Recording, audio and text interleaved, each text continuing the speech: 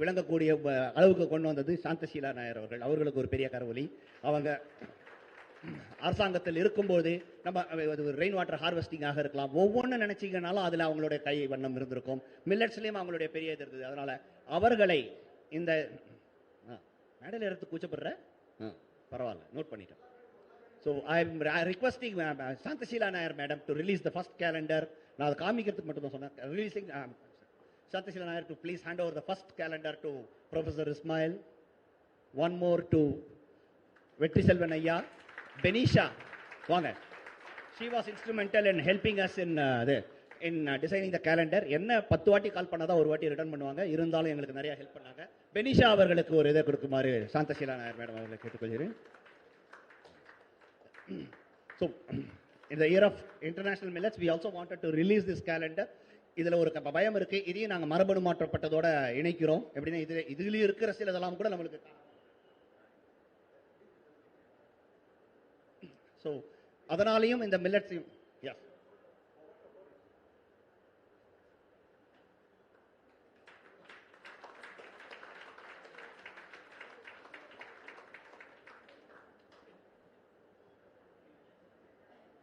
இதில் இருக்கிற ஒவ்வொரு பேஜ்லையும் பார்த்தீங்கன்னா அதோட நியூட்ரிஷனல் ஃபேக்ட்ஸ், அப்புறம் ஒரு ரெசிபி அப்படிலாம் இருக்குது. இதில் தமிழ்லையும் போட்டு கொண்டு வந்திருக்கோம்.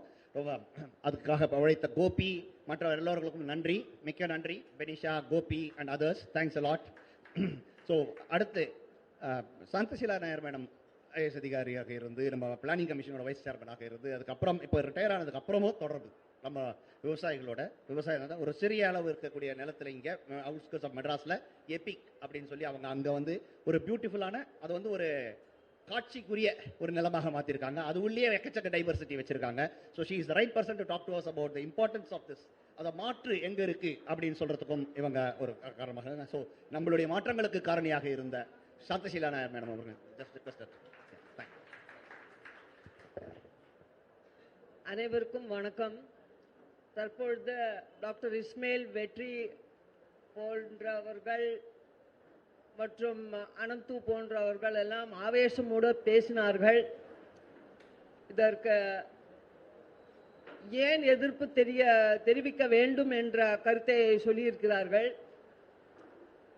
நான் என்ன சொல்லுவேன் என்றால், எனக்கு 50 வருஷம் சர்வீஸ். அதில் முக்கியமாக அக்ரிகல்ச்சரல் மினிஸ்ட்ரியில் இருந்தேன், டெல்லியில் ஸ்டேட் கவர்மெண்ட்ல இருந்தேன். I was fertiliser commissioner of India. I was Joint Secretary Seeds for the Government of India. You don't have to clap for that because now I am unlearning what I have learned. அப்போ செஞ்ச தப்புக்கெல்லாம் பிராயச்சித்தம் செய்ய வேண்டிய ஒரு நிலைமை இப்போ வளர்ந்தது. அதுக்காக தான் நான் பேச வந்திருக்கிறேன். ஏனென்றால் தற்பொழுது இருந்த நிலைமை, தற்பொழுது இருந்த இன்ஃபர்மேஷன், நாலேஜ், அதுதான் சரி என்று தோன்றிக்கொண்டு green revolution, all of us know, we went for high yielding varieties, fertilizer, chemical fertilizer எல்லாம். Now we know what are the ill effects of it. அது என்ன நம்மளுக்கு பாதிப்பு செய்யறதுன்னு நம்ம இப்போ ஒரு இடத்துல அதை பற்றி தெரிய வந்தது. இப்போ என்னுடைய அனுபவத்தை இவங்களுடைய practical knowledge, scientific knowledge, legal knowledge, adile I am adding my service experience. With my 50 years experience, I can say this is disastrous. இதை வந்து செய்யவே கூடாது. பல விதத்தில் genetic modification is almost like Hitler's idea that only certain species or certain type of genetic material should survive on the earth. It's almost Hitlerian that நம்ம நினைக்கிறோம், நாம் வந்து we think we are God. நம்ம கடவுளை மாதிரி நம்மளை நினச்சிக்கிட்டு we can modify anything. அவர் சொன்ன மாதிரி ஒரு லேபிலேயே ஒரு மைக்கேல் ஜாக்சனை உருவாக்கலாம், ஒரு ஏஆர் ரஹ்மானை உருவாக்கலாம். அப்புறம் நம்ம எல்லாம் தேவையே இல்லை. Actually the planet would be better off without us. That is true, no doubt. But this is a dangerous game. This is a monstrous game. And is definitely not in the interest of the nation, of the farmers, and most of all of us. இப்போ நம்ம அதிகமாக scientific டேட்டாவை பேசணும், அப்புறம் ஃபார்மர்ஸுக்கு எப்படி பாதிப்பு ஏற்படும் என்று சொன்னோம். Then we talked about the soil, about the climate and so on. A little bit Vetri touched on நம்மளுக்கு என்ன ஆகும். இப்போ நம்மளுடைய lifestyles and food habits change ஆனதில்லை. We have moved from a variety of foods to more standard foods. Ilya, what has happened? We have become the diabetic capital of the world. இப்போ நான் என்னுடைய சின்ன பண்ணையில் நிறைய விவசாயிகள் வராங்க. அவங்க கிட்ட கேட்குறேன், எத்தனை பேருக்கு சுகர் இருக்குன்னு கேட்டால் எத்தனை பேருக்கு இல்லைன்னு கேளுங்கன்றாங்க. ஏன்னா எல்லாருக்குமே ஈவன் வில்லேஜஸில் சாதாரண மக்கள் 16 வயசு குழந்தை கூட சுகர் இன்னைக்கு. Why? This is because of the food that we are consuming. It is a lifestyle disease. It is not a contagious disease. It is a lifestyle disease. Why did this lifestyle disease happen? I call it the politics of grains. கிரெயின்ஸ்லேயே ஒரு அரசியல் இருந்திருக்கு. அரிசியும் கோதுமையும் மற்ற எல்லா கிரெயின்ஸும் மற்ற எல்லா தானியங்களையும் அழிச்சு விட்டது. In government of India, அரிசியும் கோதுமையும், the word was fine grains. Other grains were called coarse grains. இது வக்கீல் அவர்கள் இதுக்கு சண்டை போட வேண்டும். Discriminatory.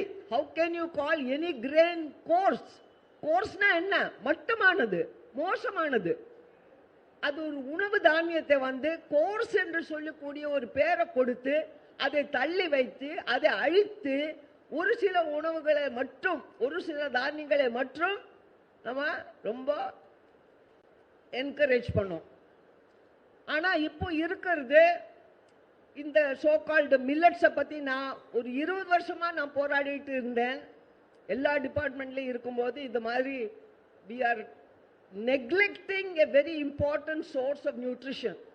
We are talking about fortified rice. If we move to millets, there is no need for fortified rice. You don't have to completely give up rice. Rice வேண்டாம்னு சொல்ல வேண்டிய அவசியம் இல்லை. But balance rice with other grains. You will get your fortification, your protein needs, your micronutrient needs, your iodine needs. It comes from the food around us. You don't have to engineer it. You don't have to modify the genes and create it. Ahinala, the point that I want to add to all that has been said earlier is that இது நம்மளுடைய ஒரு சில activist அனந்து போல இருக்கவங்க, என்னை போல ஒரு சிலர், என்னை போல ரொம்ப கம்மியாக தான் இருக்கும்னு நினைக்கிறேன். ஏன்னா somebody with experience speaking about against it from the official point of view. அதற்கு we have to make this a very big consumer movement.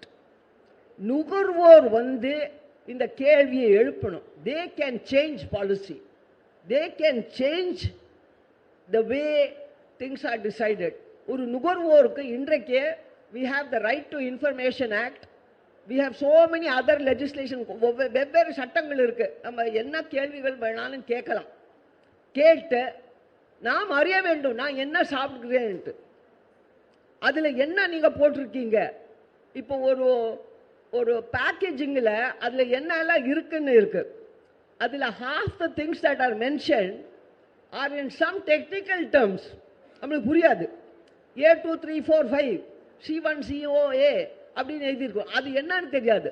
அது போய் கண்டுபிடிச்சா it may be something very harmful to us.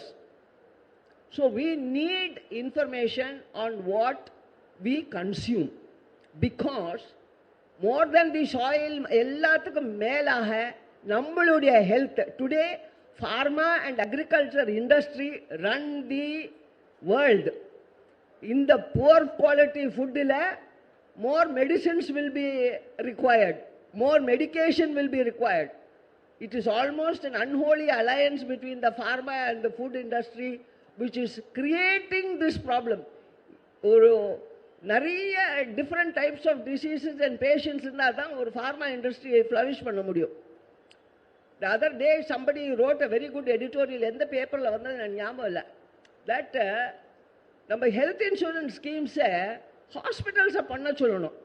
So that they have a stake in making sure that patients don't remain patients or patients don't come as new patients. அதுக்கு ஹாஸ்பிட்டலுக்கு ஒரு incentive கொடுத்தா they will not ask you to do 100 tests because it is not necessary, because he has to pay the premium for it. If he has to pay the premium for it, then the chances of increase of number of patients, increase of number of tests will come down. அதே மாதிரி we have to create a system by which the consumer decides what he consumes. This is very important. In our country, the consumer movement is very weak. அனந்து போல இப்ப இங்க உங்களுக்கு எல்லாம் பேசுறது is not so important because நீங்க ஏற்கனவே convert ஆனவங்க, அதுக்கு தான் இங்க வரீங்க. ஆனா பிரஸ் இருக்காங்க, so maybe they can carry these messages. But இதை பத்தி சிந்திக்காதவர்கள், இதை பத்தி நினைக்காதவர்கள், இது ஒரு பெரிய காரியம் என்று கருதாதவர்கள், அவர்களுடைய மனதில் நீ சாப்பிட்ட உணவு அதில் விஷம் இருக்குதா, உனக்கு கேன்சர் வரக்கூடிய சான்ஸ் இருக்கா, பார்க்கின்சன் டிசீஸ் வருமா, வேற ஏதாவது டிசீஸ் வருமா அப்படின்னு உள்ள ஒரு தூண்டுதலை ஏற்படுத்தி விட்டால் we can bring a movement. It has to be a people's movement. நான் மழைநீர் சேகரிப்பு உள்ள சட்டத்தை பண்ணும்போது நான் செக்ரட்டரியாக இருந்தேன். அப்போது I have an experience with the courts. அதுதான் நான் சொல்ல வரேன். We did lot of publicity for water harvesting. நாங்கள் கவர்மெண்ட்லேருந்து I recommended to government எந்த இன்சென்டிவ் கொடுக்க வேண்டாம், எந்த காசு கொடுத்து நீ வாட்டர் ஹார்வெஸ்டிங் பண்ணால் உனக்கு இத்தனை காசு தரேன்னா அது ஒரு ஊழல் ஆகிருக்கும். தண்ணியும் வந்திருக்காது, ரெயினுங்க இருக்காது, வாட்டர் ஹார்வெஸ்டிங்கும் இருக்காது. It would have become a scam, it is scandal. But we did lot of information. Water harvesting பண்ணால் என்ன ஆகும் என்ன ஆகும்னு. அப்போது நாங்கள் ஒரு டெட்லைன் போட்டிருந்தோம், இத்தனாம் தேதிக்குள்ளே ரெயின் வாட்டர் ஹார்வெஸ்டிங் பண்ணி முடிக்கணும்ன்ட்டு. அப்போ சில பேர் கோர்ட்டுக்கு போனாங்க, இது ட்ராக்கோனியன் லா, எப்படி ஒரு நாளுக்குள்ளே வாட்டர் ஹார்வெஸ்டிங் பண்ணணும்னு எல்லாம் கவர்மெண்ட் சொல்ல முடியும், இது யாருக்கு என்னன்னே தெரியல, எந்த காலேஜ்லையும் சொல்லி கொடுக்கல. Water harvest it is a simple thing. Water harvesting it is not rocket science. சும்மா வர தண்ணியை மண்ணுக்குள்ளே போகிறதுக்கு விடுங்கன்னு தான் நம்ம சொல்கிறோம். ஆனால் அந்த மாதிரி உள்ள ஒரு நிலைமையில the courts refused to interfere. The courts stood by us. The court said அவங்க நல்லது தான் செய்கிறாங்க, அந்த டேட் வச்சு விட்டோம், அவங்க பண்ணட்டோன்னு கோர்ட்ஸ் நம்மளை சப்போர்ட் பண்ணாங்க. அது எதுக்கு சப்போர்ட் பண்ணாங்கன்னா because there was enough knowledge, enough information, enough media help a lot. Media நிறைய இது செய்ய வேணும், எல்லாரும் செய்யணும். இது சொன்ன மாதிரி ஒருத்தர் செஞ்சா போராது. ஒருத்தர் செஞ்சான்னா அவருக்கு சேகரிக்கக்கூடிய மழை தண்ணீர் அடுத்தவனுடைய போர்வெல்ல தண்ணி போயிடும், இவனுக்கு தண்ணி இருக்காது.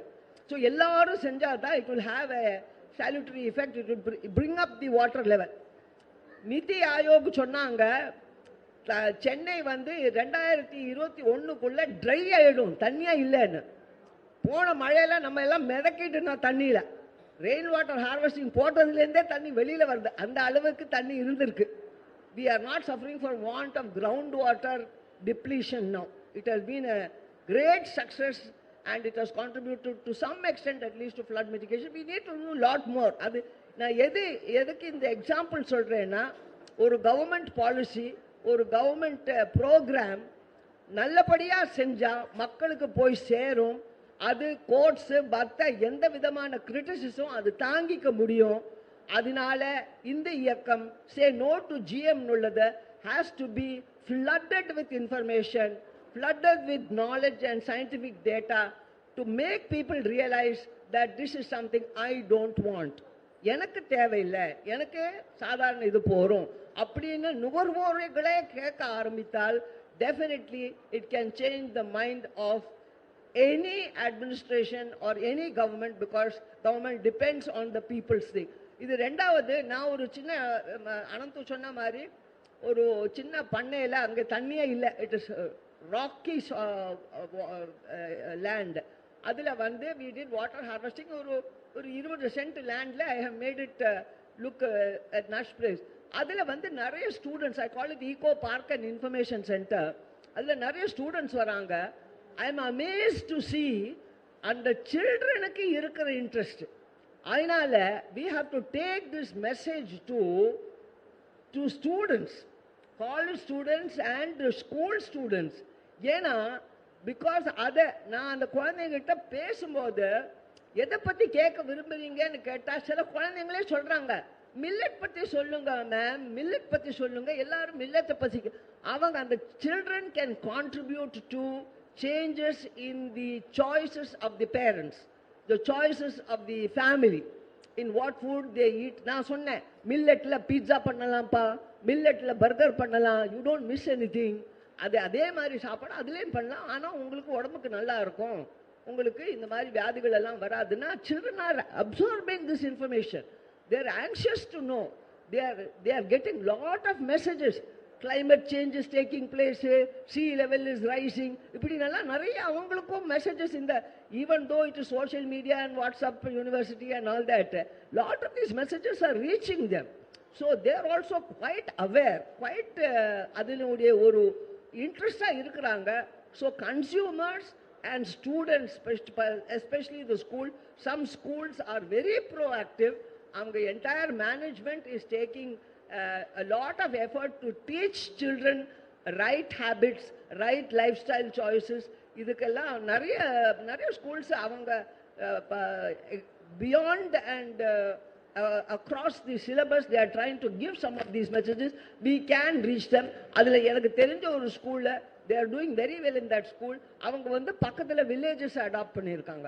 வில்லேஜஸில் they are carrying these message. அது குழந்தைங்க போய் சொல்லும்போது, காலேஜ் ஸ்டூடெண்ட்ஸ் போய் சொல்லும்போது, சாதாரண ஃபார்மர்ஸ் கூட அது ஏற்றுக்கிறாங்க. இவங்களுக்கு எந்த கமர்ஷியல் இன்ட்ரெஸ்ட், ஏதோ விற்கிறதுக்கு வரல, ஏதோ அவங்க சுயநலத்துக்கு வரல. பிள்ளைங்க சொல்கிறாங்க, நம்ம பிள்ளைங்க சொல்கிறாங்க, நம்ம குழந்தைங்க சொல்கிறாங்க. அதில் ஏதோ படிக்கிற பிள்ளை அது சொல்லுதுன்னா it carries a very important message. நான் வந்து ரெயின் வாட்டர் ஹார்வெஸ்டிங் பண்ணும்போது அண்ணா யூனிவர்சிட்டி ஸ்டூடெண்ட்ஸை வச்சு வீடு வீடாக போய் வாட்டர் ஹார்வெஸ்டிங் பண்ணுன்னு சொன்னால் தே வர் வெரி சக்ஸஸ்ஃபுல். ஏன்னா அவங்க ஒரு டயர், இந்த சைக்கிள் டயரில் கூட ரெயின் வாட்டர் ஹார்வெஸ்டிங் பண்ணி காட்டி கொடுத்தாங்க. So the children were innovative. Children were able to carry the message in more out of the box way than we. நம்மளுக்கு அதிகமாக அவங்க நல்ல விதத்தில் அந்த மெசேஜஸை அடுத்து சொல்லக்கூடிய ஒரு டேலண்ட் இருக்குது. Because of their innocence. அது தானாகவே அது நல்லா சொல்லக்கூடிய ஒரு இது இருக்குது. So we should target the children. Ultimately it is their health. அதுக்காக தான் நம்ம இப்போ போராடிட்டு இருக்கோம், இந்த ஜிஎம் எல்லாம் வேண்டான்னு சொல்லி. அதனால I can offer to Anandu and all of you all my services. என்னுடைய past background in agriculture ministry and as a government official for 50 years, I can speak with authority that these changes which we are proposing are not to the benefit of the country as a whole.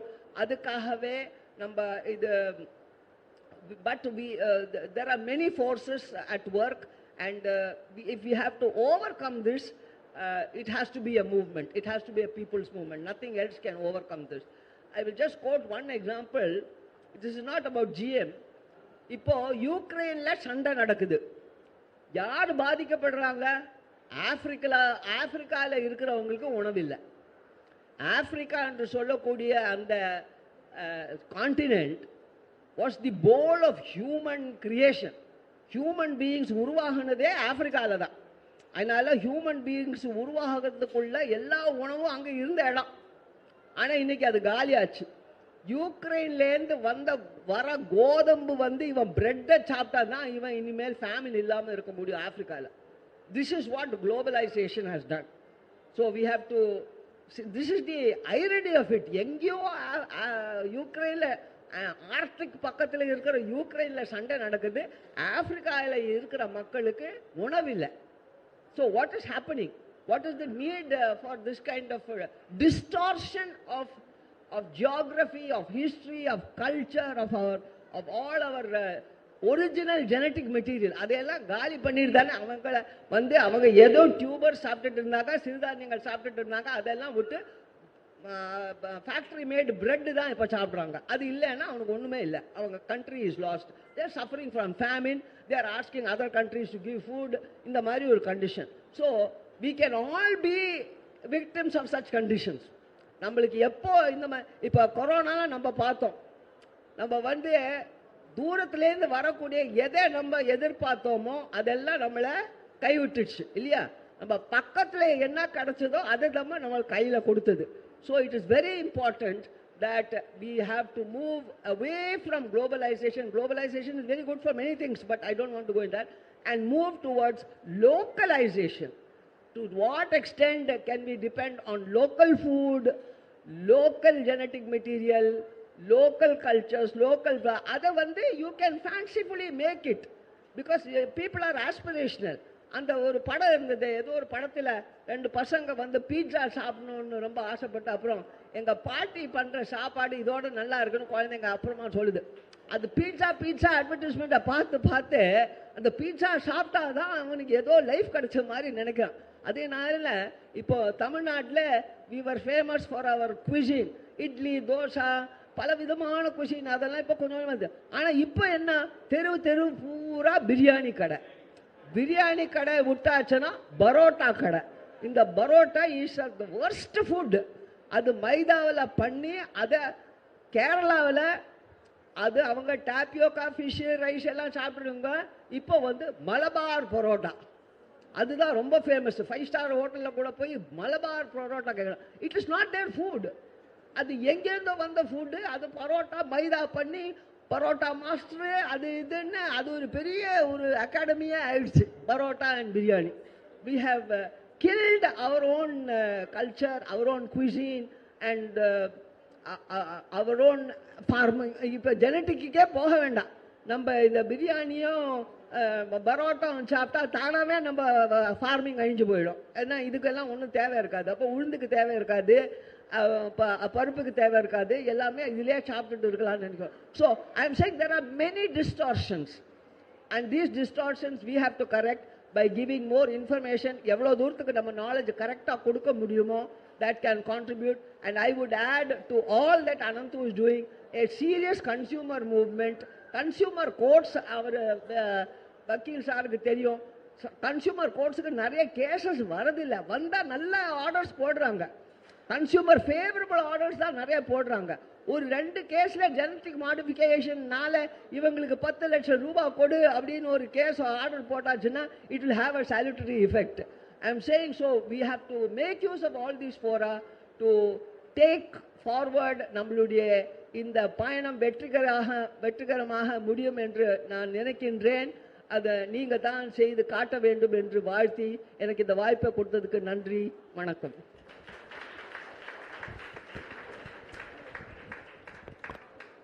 As always, fantastic. Thank you, man. In the context, I really want, because there are some very interesting people like Charu here, Jay, Ram, நீ கொஞ்சம் உள்ள வந்தாங்க, வெற்றி செல்வன், நம்ம எல்லாரும் சேர்ந்து தயவு செஞ்சு, because these are all pillars who can actually இந்த ட்ரீமை நிஜமாக்க முடியும். ஒரு consumer forum has to be created. யார் யாருக்கெல்லாம் இன்ட்ரெஸ்ட் இருக்கோ அதில் பங்கு பெறணும்னு சொல்றீங்களோ, ஒரு மாதத்துக்கு ஒரு ஒரு மீட்டிங் போனோம். She was suggesting a consumer forum is the most. So I am suggesting Ram, Jay, வெற்றி செல்வன், திலீப், சாரு கொஞ்சம் எழுந்துருங்க. திலீப் கொஞ்சம் கை காமிப்பா. நீங்க இவங்களை இப்போ ராம் கிட்ட நீங்க தயவு செஞ்சு நீங்களாம் உங்களோட நம்பர்ஸ் யார் கொடுக்குறீங்களோ, I think it should start. இப்போ இங்கேருந்து ஒரு 20 நாளுக்குள்ள we should have a first meeting and we should start. That's a very good idea. I think that will put a lot of pressure for a lot of good things to happen. Thank you. Thanks a lot, madam. We will initiate it. வெற்றி Selvan sir விடக்கூடாது, பார்த்துக்கங்க, கஷ்டப்பிடிக்கிறது. Thank you. இப்போ மீன்வாயில் இதோ அங்கே ஒரு star ஒருத்தர் இருக்காரு, Jayachandran. Jay, you would all have seen him. He is very popular in the TVs and in YouTube.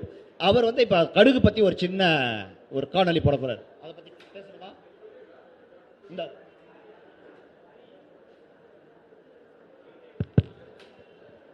இப்போ இவ்வளோ நேரம் சாந்தா ஷீலா மேம் சொன்ன அந்த கன்சியூமர் மக்கள் இங்கே தான் லைட் நல்லா இருக்கேன். எங்கே பார்த்தாலும் ஷூட்டிங் மாதிரியே இருக்கப்பா. ஓகே. ஸோ மேடம் சொன்ன மாதிரி கன்சியூமர் ஃபாரம் ஏன் வேணும் அப்படிங்கிறதுக்கு ஒரு பப்ளிக் ஒப்பீனியன் வீடியோ ஒன்று திடீர்னு நேற்று ஷூட் பண்ணதெல்லாம் ஆடியோ போயிடுச்சு. அதனால் திடீர்னு மத்தியானம் 1:30 மணிக்கு ஆரம்பித்து எடிட் பண்ணி கொண்டு வந்திருக்கோம். சாதாரண மக்கள் கடுகு பற்றி இந்த பிரச்சனை பற்றி என்ன தெரிஞ்சிருக்காங்க நம்ம பார்க்கும்போது இங்கே உட்கார்ந்துருக்கிற நமக்கு எவ்வளோ வேலை இருக்குன்னு நமக்கு தெரியும். அதனால் அந்த வீடியோ பார்த்துட்டு நம்ம புரிஞ்சுக்கலாம்.